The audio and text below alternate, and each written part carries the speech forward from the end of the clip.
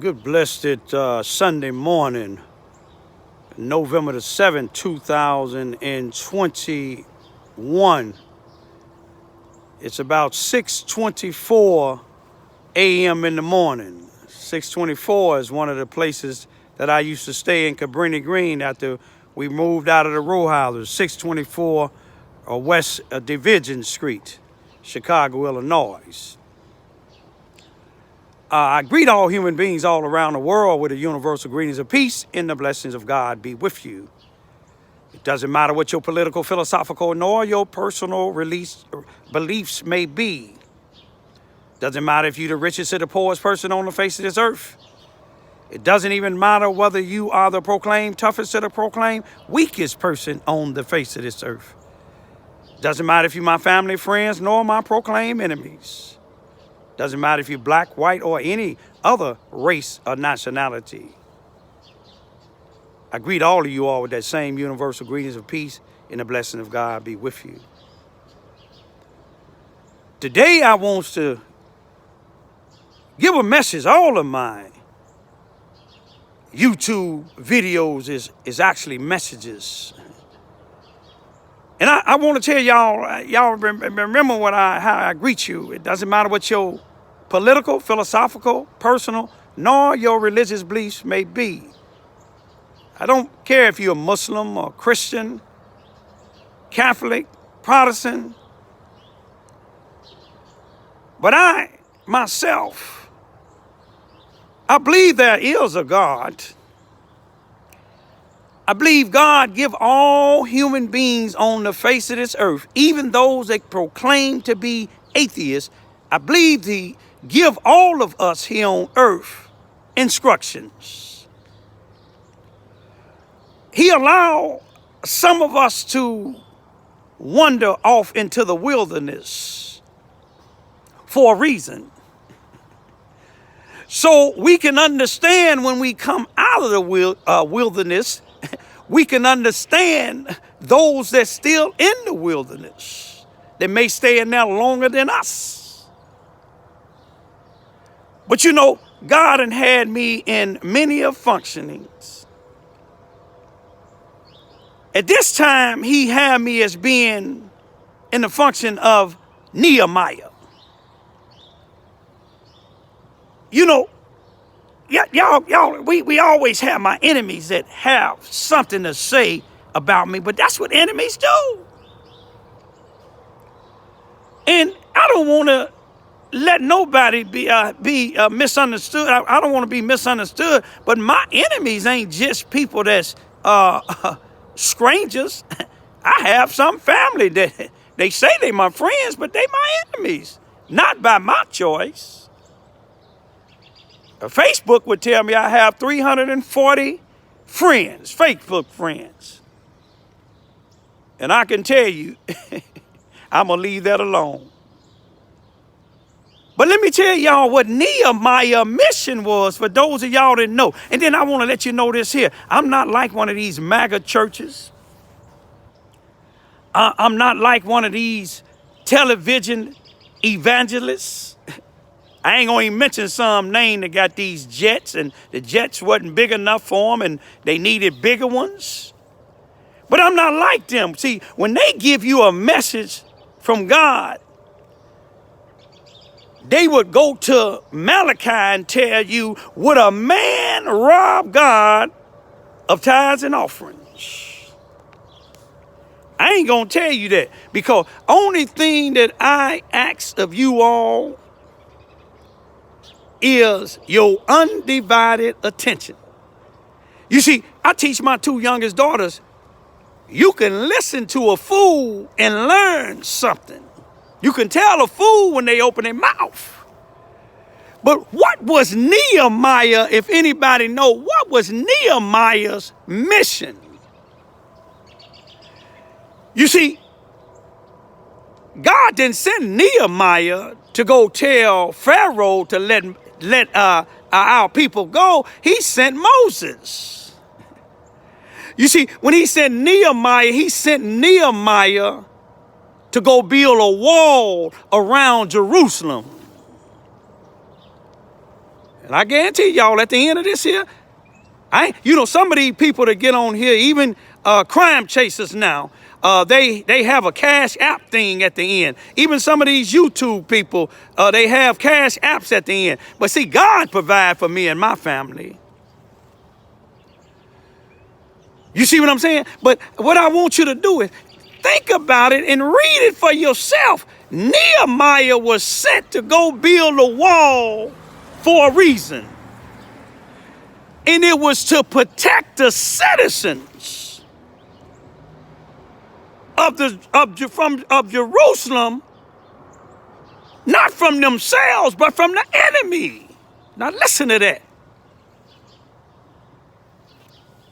God sent him to build the wall to protect the citizens from the enemy, the citizens of Jerusalem from the enemies.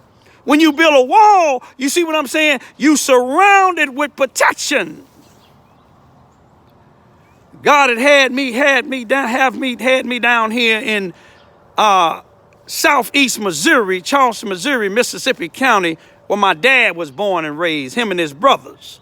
All his sisters was born in Arkansas, and my grandfather, may he rest in peace, he came down from Arkansas to Charleston, Missouri, because he was a sharecropper growing cotton. And something called the bollweevil was eating up his cotton, so he came down here. But you see, if God sent Nehemiah to Jerusalem to build a wall to protect the citizens from the enemy, that means somebody was misusing the people back in that time in Jerusalem, that God had to send somebody that was qualified, that he know can do the job. And what no temptation, what no government grant money, which we got today, it bring a lot of the Nehemiahs down from the wall. Fear got a lot of them too. But Nehemiah, every time somebody sent him a note or a letter or something, Nehemiah refused to come down from that wall. You see, they took my son's life in Carbondale. They think I'm done with it. You see what I'm saying? Because the black leaders down there won't speak up. Those that don't care, those that all they caring about is the city who's corrupted in Carbondale. You see what I'm saying? That's protecting whoever took my son's life. These black folks down there is on their payroll, and if the shoe fit, wear it. And some of them fear them. If you fear them, then you can't fear God. But Nehemiah, he wouldn't come down. They locked me up down here, and I still got out and I got back on the wall. They sent black folks over here to attack me, sent white folks over here to attack me, but I still stayed on the wall. They wanted me to kill somebody so I can separate from my dad, who was alive then, may he rest in peace, and thank him for his service fighting against the same thing I'm fighting against now. Adolf Hitler's, they all over the place.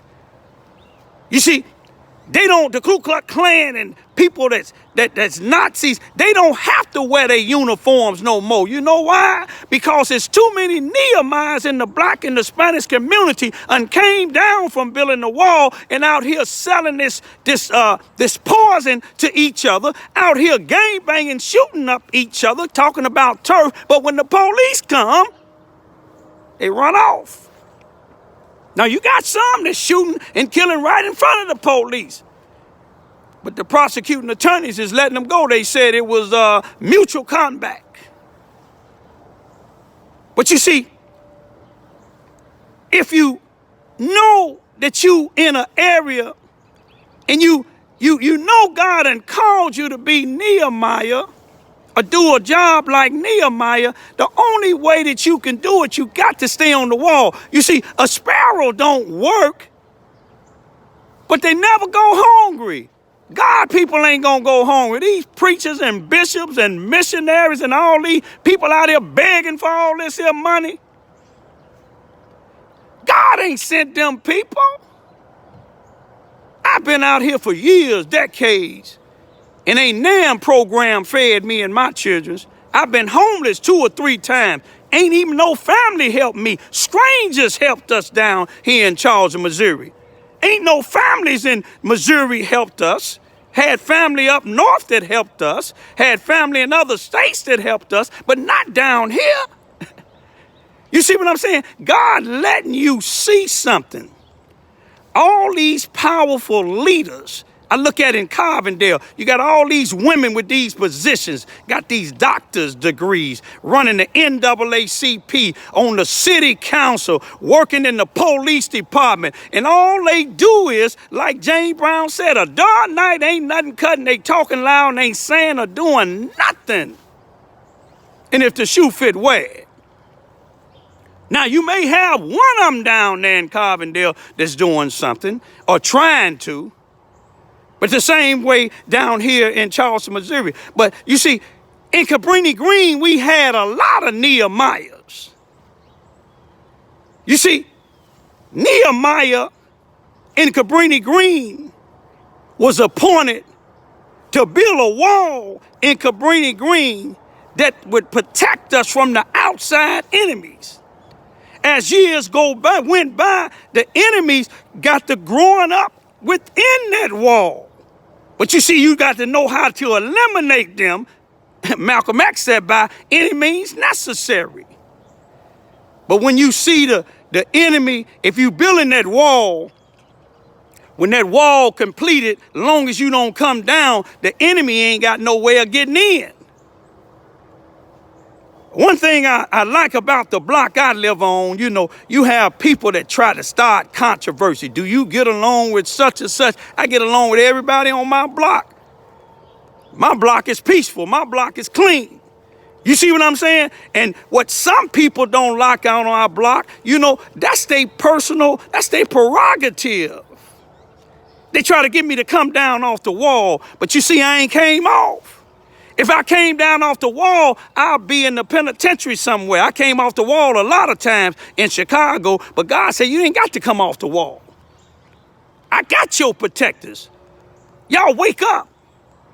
Y'all look at how many of these young brothers, and I'm talking about juveniles here in Charleston, Missouri, Carbondale, Chicago, and other places. You look how every time you turn around when it's a shooting, you seeing these blacks being shot, blacks being locked up, some going to the cemetery, some going to jail, some going to prison, and 99%, if not 100% of the people that's locking them up and sitting behind the judge's desk or the prosecuting desk is not no black folks.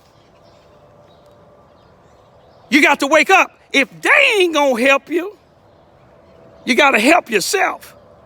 You got to see who your leaders is in your neighborhoods, you know. You got to take a look around. You got to take inventory, y'all. The reason why it's taking so long for me to get justice for my son is because you got a lot of perpetrators down there in Carbondale, Illinois. See, I know the Klan, but I'm talking about these black folks down here. Did you see the meeting that I was at, and the event I was at in Carbondale? On Halloween, I believe it was Sunday, October the 31st, 2021, when a lot of them women was talking. Only one of the women that was talking there is really, you know, about her business. But the rest of them and all these other people that talked, you didn't see none of them mention my son.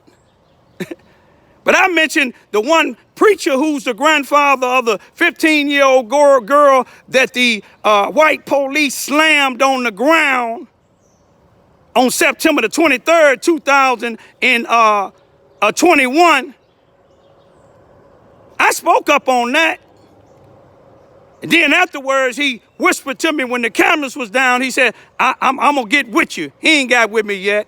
I done got with him a few times, but I don't knock him. He's retired from the city. He don't want to mess his pension up, but he a preacher. But let me leave that alone. But my main thing is, y'all, the only way we gonna stop this black on black crime, the only way we gonna stop all these unjustified murders and carjacking and all that, you got to have Nehemiah to stay on the wall. We have to have Moses to do his job. You see what I'm saying? And we have to have all the rest of y'all that's in these positions to do something to get these leaders up out of office. Stop falling behind them because of the fact it's over 40 and 50 years these people been, y'all call some of them father, priests in Chicago, walking on the expressway. They don't care now. All of them is getting grant money. You take an inventory on it. But I'm going to leave for right now. If you're Nehemiah, stay on the wall until the wall is built. Because your purpose is to protect the citizens in your area from the enemy. And the enemy ain't just white. And believe me, the Ku Klux Klan, that's outdated when the sheets on their shoulders and hoods on their head. The Ku Klux Klan is wearing badges. They chiefs of police, they sheriff, they judges, they prosecuting attorneys. All you got to do is look at the two major trials that's going on right now. In Kenosha, Wisconsin, the little young white boy, Kyle Rittenhouse, shot and killed 2 individuals in Kenosha and wounded 1. And they say the judge ruled that they can't say the 2 people that he killed and the 1 that he injured, they can't say that they was victims. They got to call them rioters. You look at the Ahmaud Arbery's case in Georgia with the 3 Ku Klux Klans, former polices, 3 white guys, shot and killed the brother, hunting him down just because he was jogging in a certain neighborhood.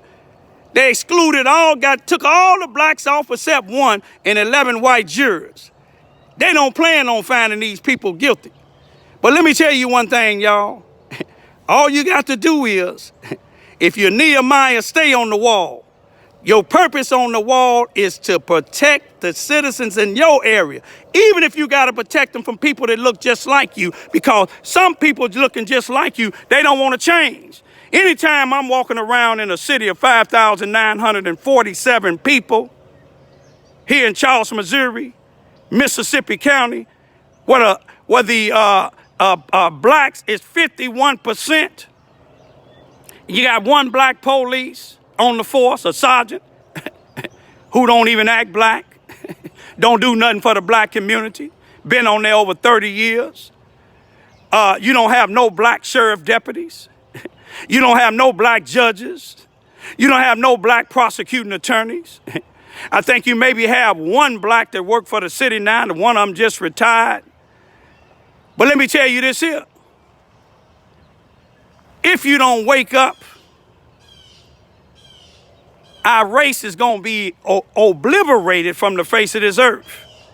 Don't wait until something happened to your child before you stand up. God is opening your eyes. He's sending people around to try to help you out. But when you living in a town like I'm saying I'm living in, 51% black, and just about every other person you walk past sometime is either on drugs or selling drugs, something is wrong. Peace be still.